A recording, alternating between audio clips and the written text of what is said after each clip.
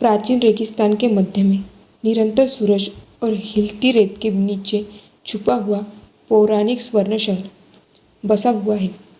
इनके अस्तित्व के बारे में कहानियों में फुसफुसाया गया था, जो अकल्पनीय धन और वैभव के एक काल्पनिक स्वप्न लोक के रूप में पीढ़ियों से चला आ रहा था।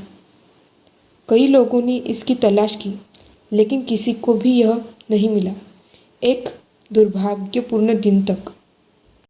कहानी एरिक नाम के एक युवा खोजकर्ता से शुरू होती है, जिसकी दुनिया के बारे में जिज्ञासा केवल उसके दृढ़ संकल्प से मेल खाती थी। उन्होंने वर्षों तक प्राचीन मानसशास्त्रों का अध्ययन किया था और उन लोगों के कुछ वृत्तांतों के सुराग जुटाए थे। उन्होंने गोल्डन सिटी को देखा था। अपने भरोसेमंद ऊँट जारा और साथियों के एक छोटे वफादार दल के साथ एरिक किंवदंती के पीछे की सच्चाई की खोज के लिए सपने से प्रेरित होकर रेगिस्तान में निकल पड़ा। जैसे जैसे यात्री तत्वों और कठिन परिदृश्य से जूझते हुए दिन हफ्तों में बदल गए। उन्हें दिन में चिलचिलाती गर्मी और रात में हाड़ कंपा देने वाली ठंड का सामना करना पड़ा। उनकी जल आपूर्ति कम हो गई और आशा कम होने लगी, लेकिन एरिक अविचलित इस विश्वास पर अड़ा रहा कि गोल्डन सिटी वास्तव में है और इसे खोजने के लिए कोई भी कठिनाई का सामना करना पड़ेगा। एक शाम, जैसे ही सूरज सिटिल के नीचे डूबा, रेत पर लंबी छाया पड़ रही थी। एरिक ने कुछ असामान्य देखा। क्षितिज पर एक चमक जो अपनी जगह से हटकर लग रही थी। सुनहरी चमक जो पहले नहीं थी। खोजकर्ताओं ने अपनी थकावट और शंकाओं को दूर करते हुए प्रकाश का अनुसरण किया।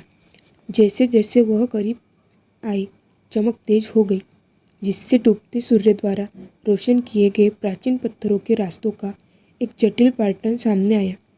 सुनहरी रोशनी शहर से नहीं, बल्कि सुनहरी रेत और पत्थरों पर सूरज की किरणें के पड़ने के तरीके से थी। प्रत्याशा से दिल की धड़कन बढ़ रही थी। एरिक और उसकी टीम तब तक आगे बढ़ती रही जब तक कि वे रेत में आंशिक रूप से दबे एक विशाल तोरण द्वार तक नहीं पहुंच गए। तोरण द्वार को प्रतीकों और शिलालेखों से सजाया गया था, जो एक समय की महान सभ्यता के संकेत थे।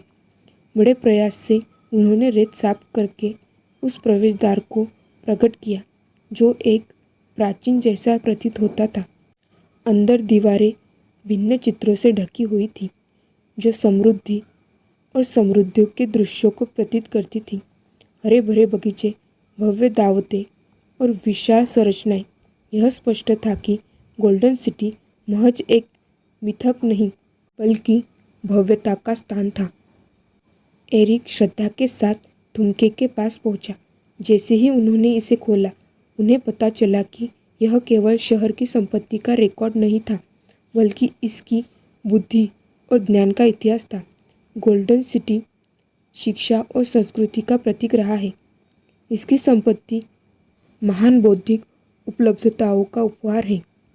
शहर का असली खजाना सोना नहीं, बल्कि कब्र के भीतर मौजूद ज्ञान था।